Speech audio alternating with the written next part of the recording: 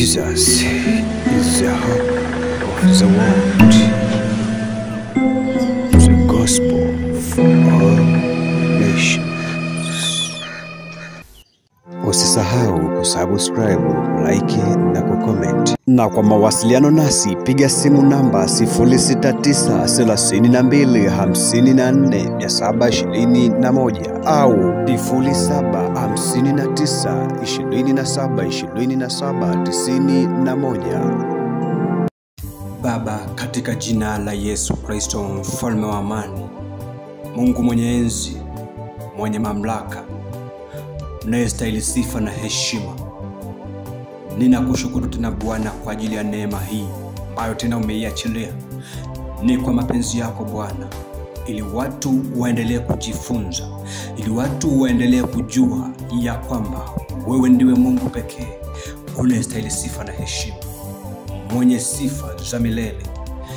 Ninasema asante Bwana kwa ajili ya wasaa mwingine tena, ambapo Bwana umetoa kibali hiki na neema hii ambayo Bwana imefunuliwa kwa ajili ya kanisa lako la nyakati za mwisho, ambayo Bwana imefunuliwa kwa ajili ya taifa la Tanzania, ambayo Bwana imefunuliwa kwa ajili ya mataifa yote na kwa ulimwengu kwa ujumla.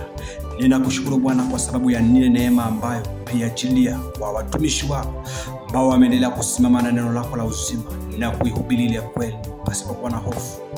Leo kusimama nao, tutie nguvu, utupiganie. Na nyakati tulizo nazo tunahitaji msaada wako.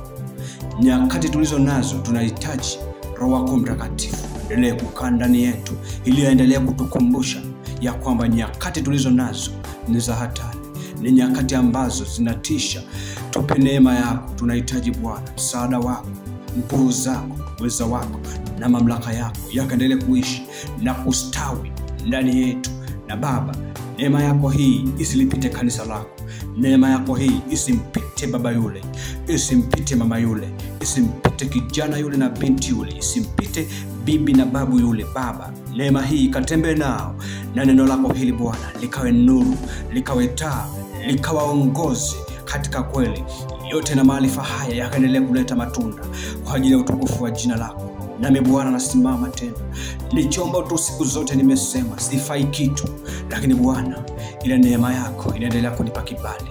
Kwa upendo wako Bwana ninakushukuru tena katika jina la Yesu Kristo. Wasaa mwingine tena kwenda kusimama, sijui nitasema nini, lakini Bwana wajua. Simama nami Bwana, niongoze, nitie nguvu katika jina la Yesu Kristo, mwana wa Mungu aliye hai. Amen.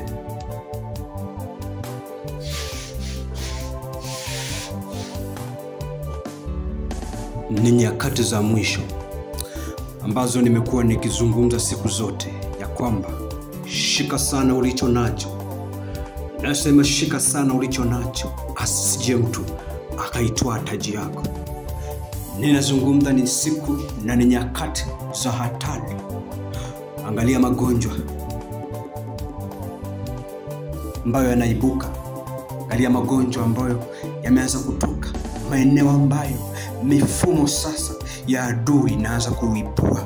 Sasa magonjwa yatakayotengenezwa kama sababu kwa ajili ya kuasili watu, haswa wa Kristo wa nyakati hizi, na kusigeuza imani.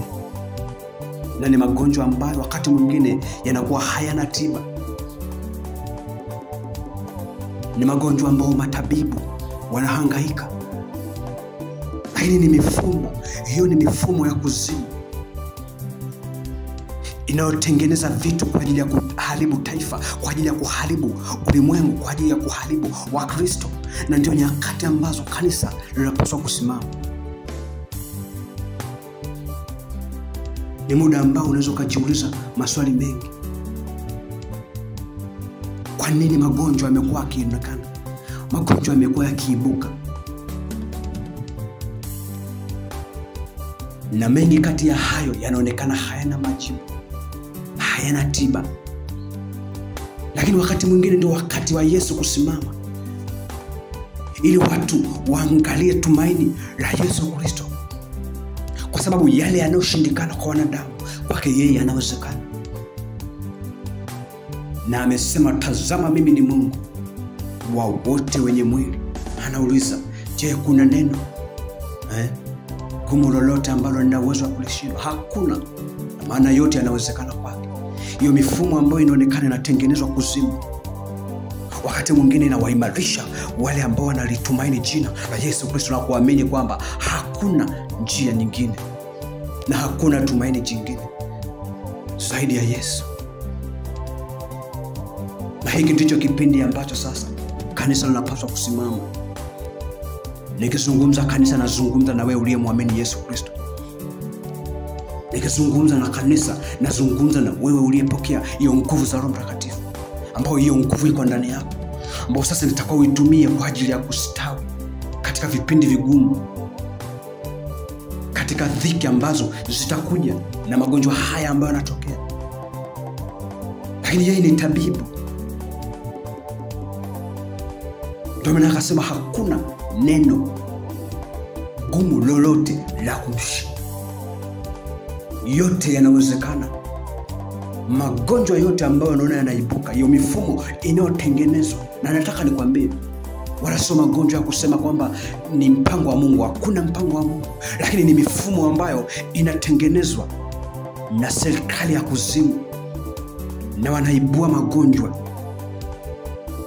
ambayo yamekuwa hayana maana, lakini ndio magonjwa ambayo yanatesa Afrika, na sio Afrika, ulimwengu kwa ujumla unaathirika.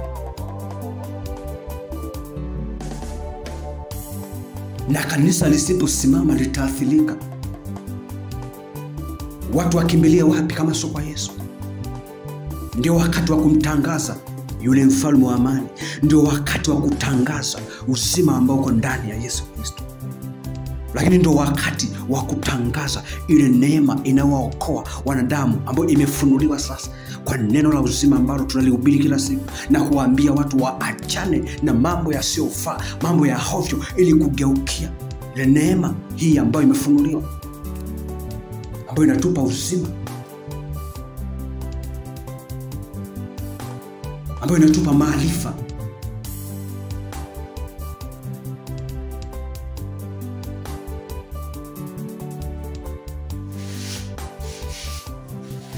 ambayo inatupa kustawi, kupiga hatua. Hizi ni nyakati za mwisho. Wakati mwingine tunapozungumza ni nyakati za mwisho, kanisa lazima lielewe kwamba ni nyakati za hatari ambazo hazitakiwi kuzubaa. Ni nyakati ambazo Wakristo wasimame kwa maombi. Sikiliza, ikiwa watu wangu walioitwa kwa jina langu wakijinyenyekeza na kuomba, nitaiponya nchi, nitaiponya taifa, nitaiponya ulimwengu kwa ujumla. Kwa hiyo tunatakiwa kunyenyekea na kumwambia Mungu, hii ni nini?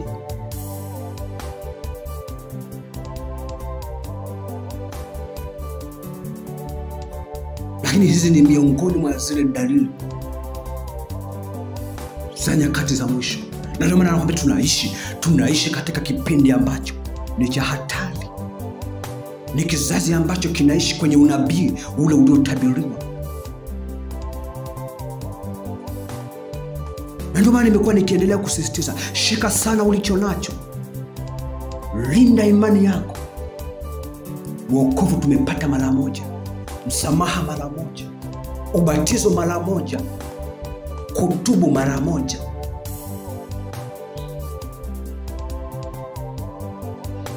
Usizubae. Wakati mwingine hatupaswi kubembelezana, lakini tunapaswa kufundisha kile ambacho kimesimama, ambacho ni lazima kukishika, ambacho ni lazima kitendewe kazi. Haijalishi mazingira anasema nini.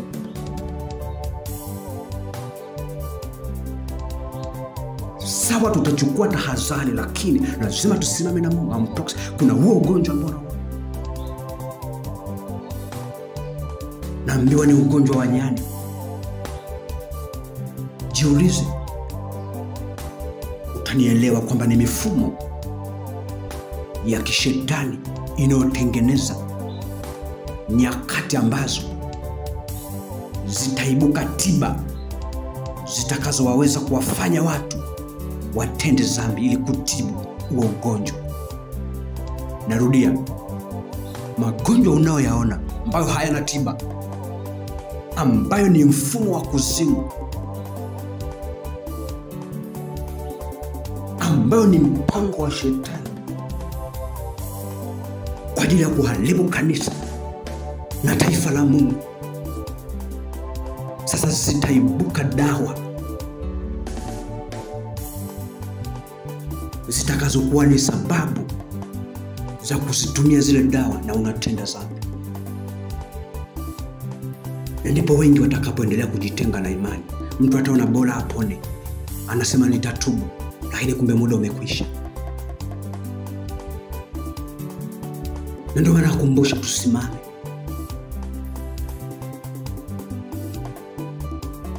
Nakumbusha tusimame na neno.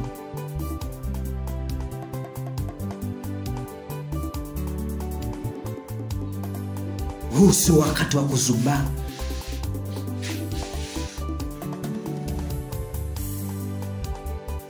Huu si wakati wa kubembelezana, lakini wakati wa kuambizana ukweli.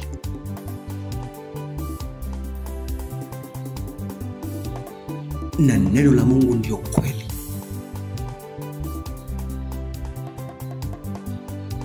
Kitabu cha Luka sura ya 1 mstari wa 37.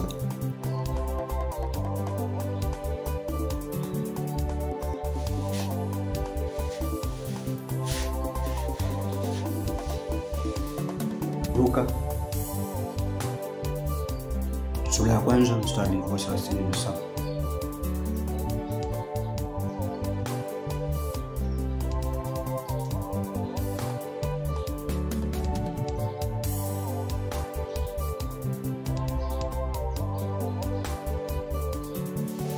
Neno la Mungu linasema, kwa kuwa hakuna neno lisilowezekana kwa Mungu. Mstari mmoja tu wao unakupa picha ya kwamba hakuna jambo lolote wala neno wala ugonjwa wala maafa ambayo hayawezekani kwa Mungu, lakini yote yanawezekana. Sio, unaelewa? Yote yanawezekana.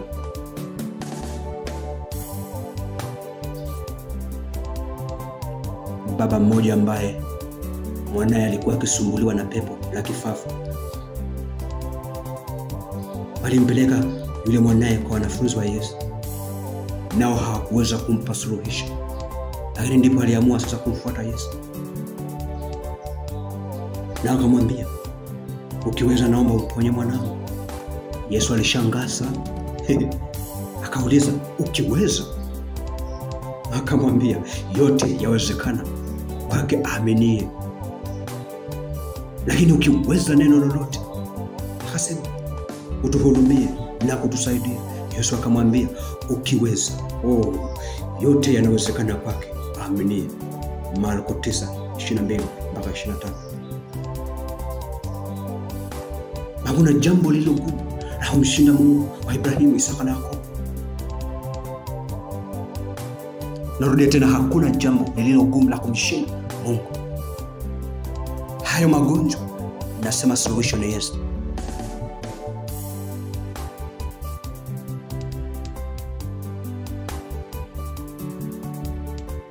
Hakuna tiba ya aina yoyote.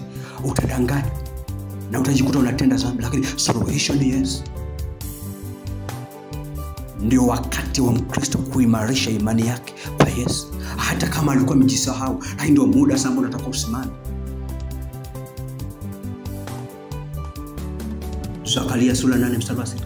Bwana wa majeshi alimwambia Musa, ingawa hili neno lililo gumu mbele za macho ya mabaki ya watu hawa, je, liwe neno gumu mbele za macho yangu? Mungu anasema, hata kama jambo ni gumu na linalo hata kama jambo ni gumu na linaonekana kama halitowezekana mbele za macho yetu sisi, nataka niseme wanadamu, lakini kwa Mungu wa Ibrahimu, Isaka na Yakobo, yani Mungu wa Israeli, anaweza yote. Hakuna jambo lililo gumu hata moja la kumshinda Mungu.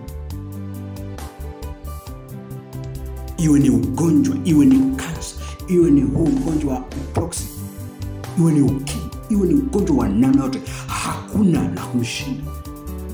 Yote yanawezekana kwake yeye ameniye. Atakayejiachilia. Mwanzo 18:14.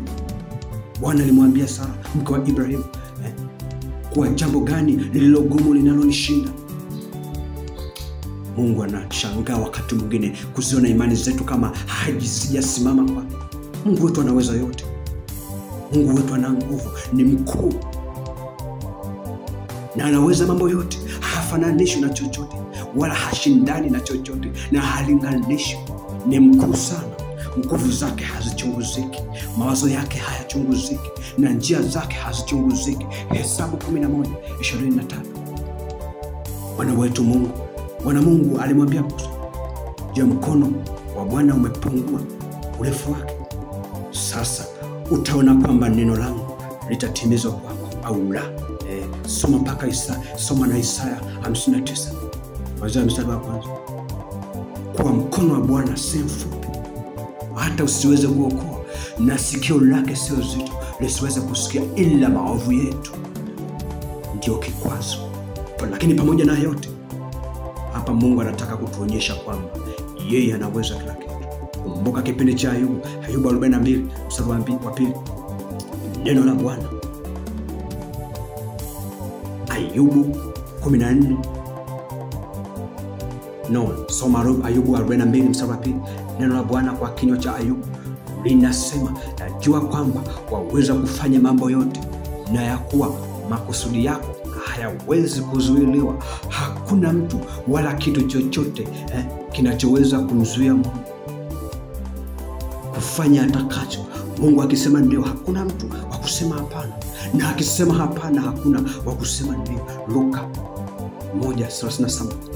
Angalia malaika pale nilikupitisha mwanzo, hakuna lisilowezekana.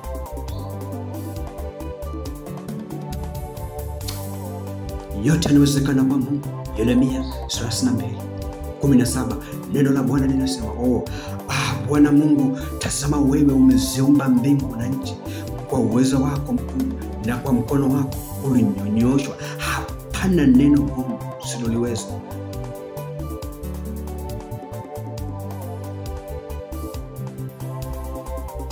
Lakini nini tunafundisha? Tumwamini Yesu Kristo. Tuamini uwezo wake na nguvu zake. Tuamini nyakati ambazo wanadamu wanasema hawaoni tiba, tumuone yeye kwa ni tiba. Wakati madaktari wanasema hatuwezi, tumuone yeye anaweza. Na ndio maana anajitofautisha. Anasubiri akili za mwanadamu zifike mwisho ili yeye aanzie hapo. Uponyaji wa mwanadamu ufike mwisho, aanzie hapo kuponya ili ajidhihirishe na mataifa wajue, lakini na kuzimu ijue, na watu waamini kwamba huyu ndiye anayestahili.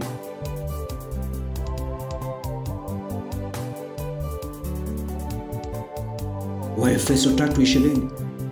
Basi atukuzwe yeye awezaye kufanya mambo ya ajabu kuliko yote tuyaombayo au tuyawezayo, kwa kadri ya nguvu itendao kazi ndani yetu. Mungu anao uwezo wa kufanya mambo makubwa na ya ajabu kuliko yale tuliwahi kuyawaza au kuyafikiria au kuyaona na kuyaomba na hata kuyawaza. Mungu anaweza kufanya mambo makubwa sana na ya ajabu. Anafufua, anaponya.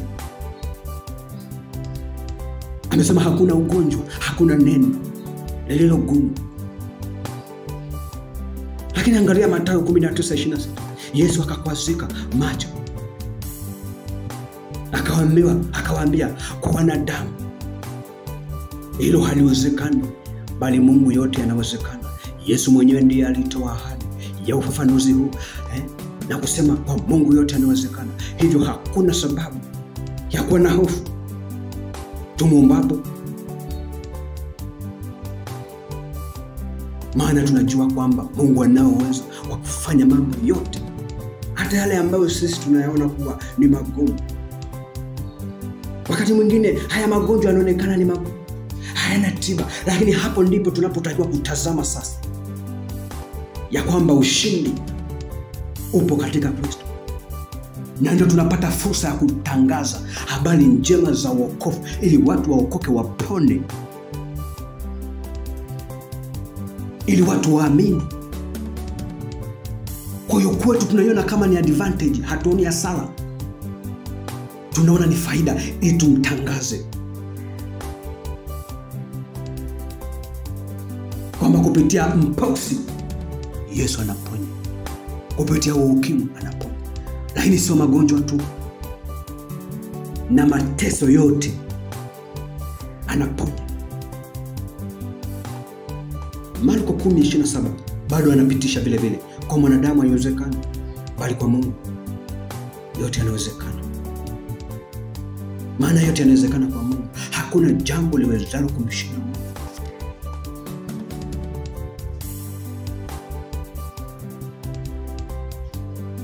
Haijalishi ni vipindi gani na ni matokeo gani, hata kuzimu itatengeneza, itaibua mabomu ya magonjwa, milipuko, vita na kadhalika, lakini tunaamini ya kwamba ushindi wetu, imani yetu ni katika Mungu.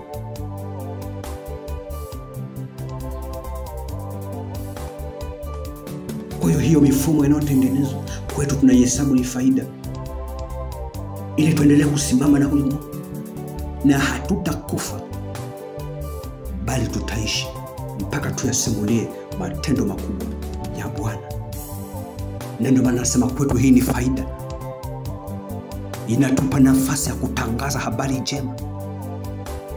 Maana mtakula hata vitu vya kufisha, lakini hamwezi kufa, mtakanyaga nyoka. Hiyo ni mamlaka iliyowekwa ndani yetu kwa kupitia Yesu Kristo, kwa kazi ya msalaba.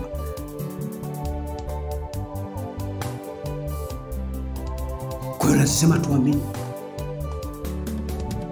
kwa hiyo tuihesabu kama faida, na ndio tusimame na neno sasa, tuanze kutangaza habari njema na kuwaombea watu wapone, ili wajue huu ugonjwa wanaosema hauna tiba, tiba ni Yesu. Kimbilio ni Yesu, msaada ni Yesu. Maana akili za wanadamu zimefika mwisho. Matabibu wanahangaika, wanaumiza vichwa, lakini sisi ni neno moja ya kwamba hewe ugonjwa, na kuamuru ondoka na usiishi kwa mtu. Ugonjwa unafutika kwa kupitia mamlaka. Kwa hiyo kwetu ni faida, ni advantage. Tembea na faida hii, wala tusiogope, tuihesabu ni faida. Na ndio maana nasema shika ulicho nacho, usije ukajazwa upepo na imani haba.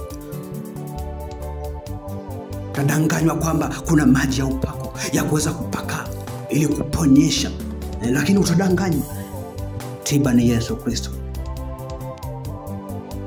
ambaye hakuna neno lililogumu, lakini kwake yote yanawezekana. Simama kwa miguu yako milele. Simama kwa miguu yako. Simama na kwenda kukuombea. Simama.